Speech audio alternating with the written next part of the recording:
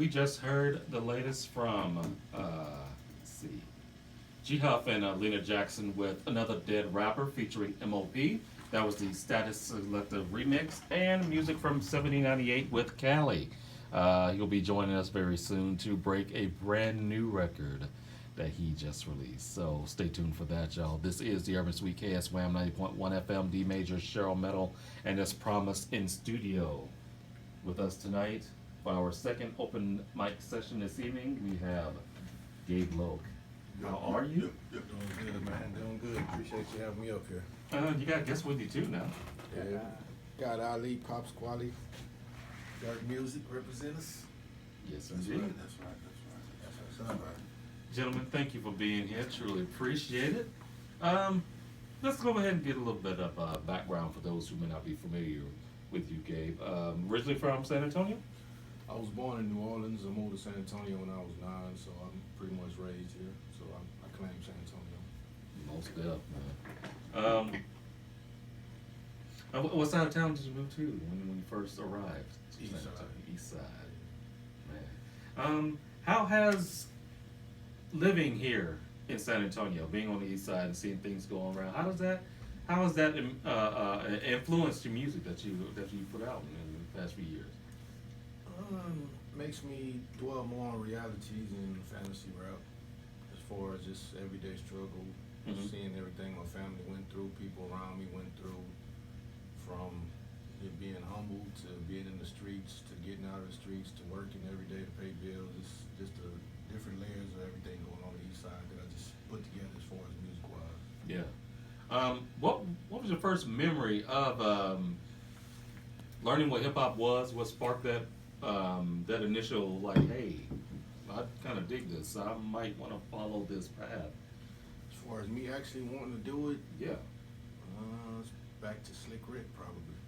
Classic. Yeah, he and his voice always stood out to me in his storytelling. I always painted pictures in my mind, so I always wanted to go that route as far as trying to paint pictures with lyrics. It just, I could never be as distinguished as him as far as my own voice or style, but I try to paint pictures as much as I can. And you do. You do. When did it come to a point where you felt that you could seriously make this a career? Probably at about 99. My homeboys, Dirty Red and Bolo, kind of formed a group called Crooked Nine. We bought, everybody brought a different style to the table. We just combined it, and from that point on, I fell in love with just writing. So even though we, responsibilities and different things took us in different paths, I stayed with it myself as far as, keep putting out music. And to this day, I still, get at it here and there. More here than there, but, I'm still at it. Was that when you first, was that one of your first projects you dropped around that time as well? The first project we dropped was Crooked Nine. It was probably about 98, 99. That was the first, my solo first project. Probably came out in about 2000. It was Gabe Lowe main issue on the Modo Entertainment. That's when I went, my route as far as doing solo music. And pretty much has been running ever since. Man, how was the reception to the first project? It was good. I mean, those are the days when our main source was hand to hand selling CDs and pretty much flea market every weekend, going around OT flea market. 3 for 15 specials. Me, back in the day, it was me, Mystery. Well, y'all know him as Sosa now. It's me, Mystery, COA, Mischief. We were all on the same label at first, so we all had our own projects. So we had 3 for 15 those projects, and people buy them up. Serious hand-to-hand combat right there.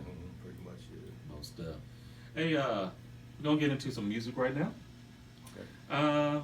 Concrete featuring OG Big Mike and Walter Velli. What went into the production and recording of this track?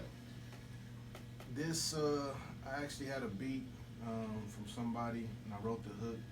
And as I wrote the hook, the only person I could think in my mind, the voice in the hook stood out was Big Mike saying the lyrics. So I reached out to him, and I was blessed for him to reach back and actually, get on the song with me.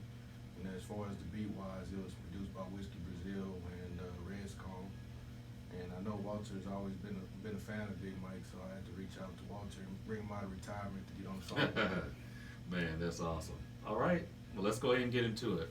Gabe Loke featuring Big Mike and Walter Valley. This is Concrete Do Not Go Anywhere. This is Urban Sweet KSWAM 90.1 Yep. FM.